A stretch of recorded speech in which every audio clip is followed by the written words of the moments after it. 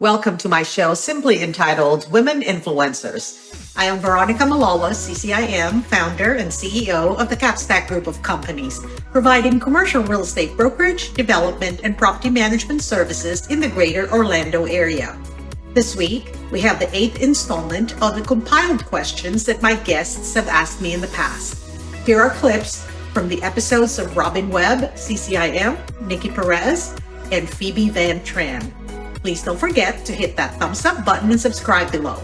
I welcome your comments and please share with someone who can benefit from this podcast. Well, knowing how long you've now been in the business, the commercial real estate business, not the real estate business, I'm curious to see if you have seen a changing of roles in the business, and if so, how have they changed? That's a great question. So thank you for asking that. I think that what I'm seeing now as compared to before, and of course, I've been in commercial real estate 10 years now, would you believe it? But I think that there are two stages that have been accomplished in our industry.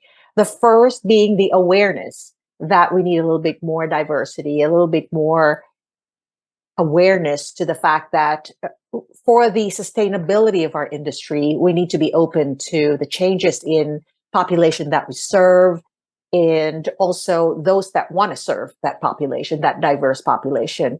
And the second progress that I've seen is intentionality. Now, I believe, you're one of the first real few men that are in leadership that have been so intentional about making sure, as you had said, you had intentionally been appointing women to leadership positions. Just from the personal point of view, you have opened doors for me and for so many others. And there should be more of you. And I think that's really the progress that needs to be made over the next few years. I mean, the next generation is coming up. And being aware of what we need to do, I think, is just so important. So, what is your hope for women in business and in commercial real estate in the next 20 years? Great question. And thank you for that question. I had a chance to think about that for a few minutes. And if you can imagine me in 20 years, I'll be 81 years old. And my daughter, who is 40 years younger than me, is 41 years old because she's going to be 21 this year. And I imagine her walking into my living room, seeing how I'm doing, and me asking her, how's the hospital? And by then, she already owns the hospital or runs the hospital as CEO.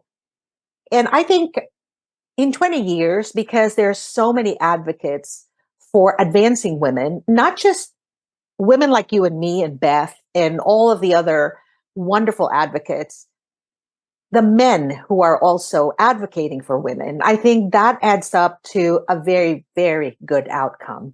I imagine a room of investors in commercial real estate, professionals in business who freely just talk to each other without any thought of equity imbalance or any kind of uncomfortable feelings, because everybody's just so used to seeing women advance in everything that they do, in every male-dominated industry.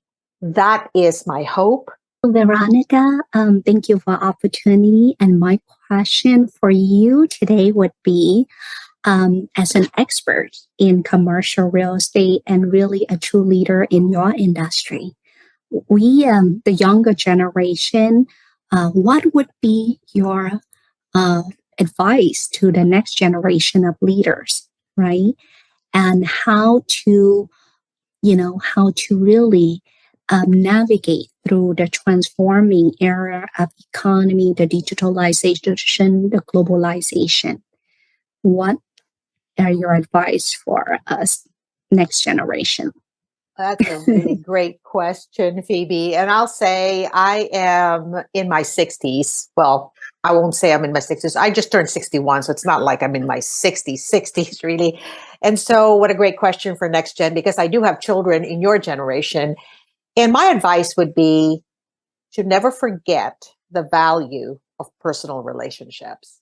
I think a lot of the new generation are so used to remote work and being able to use the virtual space to be able to do their work, and that sometimes I think the value and the benefit of personal relationships, whether it be face to face or even a phone call, I think that's being missed by the next generation.